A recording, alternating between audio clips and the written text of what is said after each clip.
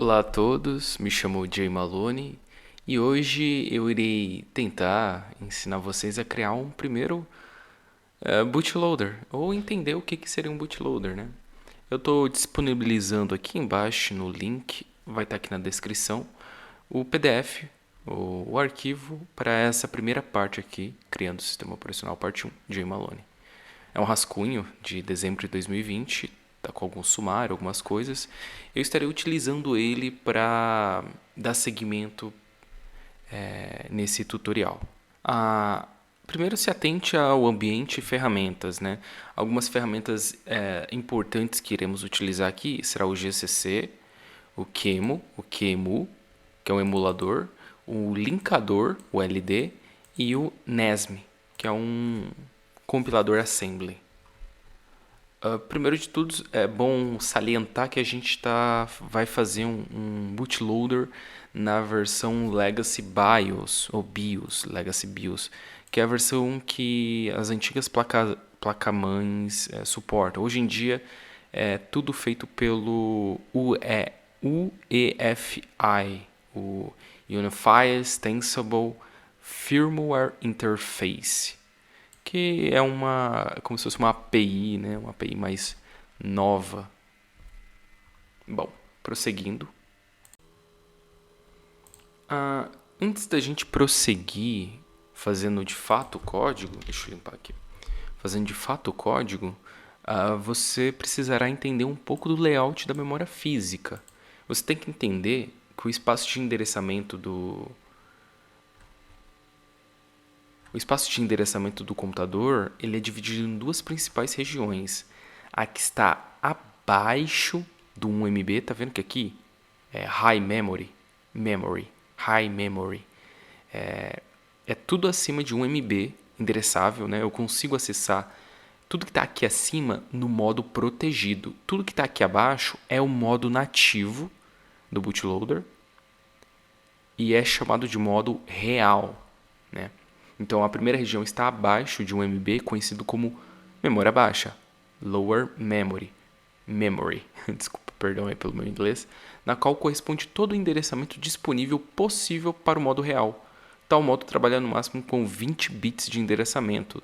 Então, com 20 bits de endereçamento, eu consigo acessar toda essa região até aqui. Acima disso, 4 GB, eu não consigo acessar no modo real, só entrando em modo protegido. Então, já a segunda região é situada acima de 1 MB, que é o High Memory, que só poderá ser acessada no modo protegido, com endereçamentos de 32 e 64 bits. Né? Então, eu consigo alcançar os meus 4 gigas de memória aqui no High Memory, porque caso eu só utilize a memória baixa, abaixo de 1 MB, 1 GB, 2 GB de memória já estava suficiente, porque se eu tiver 4 GB no meu computador e o meu bootloader, meu sistema operacional estiver em modo real, eu não vou conseguir utilizar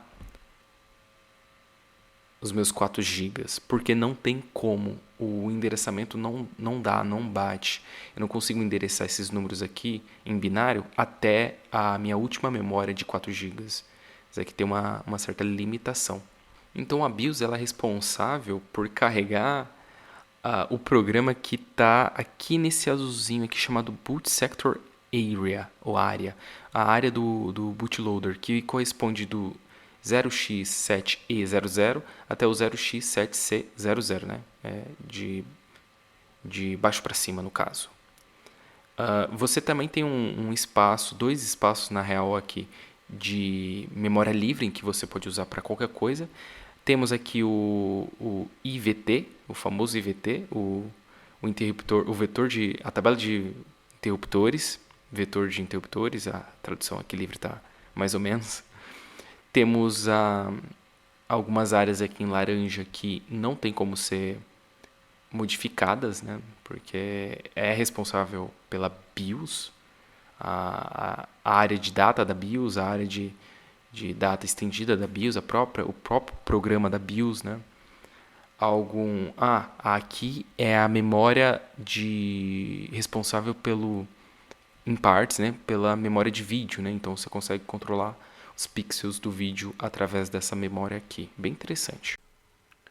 Aí você me pergunta, né, por que o meu boot sector area, minha área do boot sector só tem 512? Porque se você somar 0x7c00 até 0x7e00 dá 512. Para tirar a prova real, vamos no Python e digitarmos int inicial 0. Qual que é o endereço final na real? 0x7e00. Coloquei o final como base, se eu não me engano, base, vou colocar x, base. Isso, acho que é colocar na base 16, vai dar esse número aqui, 32.256. Agora, se a gente pegar o valor inicial, que é 0x7c00, vai dar 31.744. Se você fazer 32.256 menos 31.744, dá 512 bytes, que é a área correspondente à área do setor do bootloader. Então, tá explicado aí. É um fato interessante. É legal você saber como funciona o layout da memória, porque vai lhe tornar um programador mais sagaz ao resolver algumas questões. Bom, vamos agora criar o arquivo, né? Vamos partir para a criação do arquivo. Bom, escolha seu editor de texto favorito. Eu vou estar escolhendo aqui um bem fancy, por assim dizer. Antes eu vou criar uma pasta, né? Crio uma pasta, Kadir tutorial, cd tutorial. Ok, dentro da sua pasta você cria um arquivo chamado bootloader.asm. Estarei utilizando o editor de texto Vim. Ok. Aqui dentro você só precisa, como diz aqui no tutorialzinho, você só clica e salva, né? Vou salvar aqui e vou abrir uma nova pasta aqui. Vamos ver se ele está aqui. Está aqui, bootloader.asm. Ok, iremos fazer o seguinte, mesmo que a gente não tem nada, né, não escrevemos nenhuma coisa, vamos compilar nosso assembly, né? Então, bootloader é nasm bootloader.asm menos o de output bootloader.bin, que é o nosso binário. Vamos ver se criou. Está aqui criado, bonitinho, beleza. Agora sim podemos, dar um QEMU system x86 bootloader.bin, que é o binário que a gente criou. Bom, dando enter, irá aparecer o seguinte. Tá vendo que aqui não foi possível ler o disco de boot aqui em cima? Então, não encontrou o magic number, que é aquela assinatura final para dizer que aquele disco é um bootloader, né? É passível de ser bootado, é um disco válido, né? Então, como que a gente vai resolver isso? Volte lá para o arquivo que você acabou de criar, o bootloader.asm, e vamos preencher o arquivo, né? Primeiro, times 512 vezes de double bit 0. Vamos encher esse arquivo de zeros. Salvei, né? 2 pontos W, ele salva. E vamos executar os dois comandos que a gente realizou. O nasm bootloader.asm menos o bootloader.bin, e vamos executar agora o QEMU system x86. Percebe que agora ele não é um disco bootável. Não acusou que ele não conseguiu ler, ele acusou que não conseguiu bootar o disco, né? Não conseguiu carregar, o que é um bom sinal. E na qual significa também que não foi encontrado nenhum dispositivo válido. Então, para encontrar um dispositivo válido, a gente tem que escrever aqui embaixo, se eu não me engano, double word, zero, assinatura, que é 0, o magic number, 0x AA55, e vamos salvar. E aqui a gente faz o mesmo esquema, os dois comandos e não botou. Aqui o mesmo esquema, mas aqui perceba que temos duas, digamos,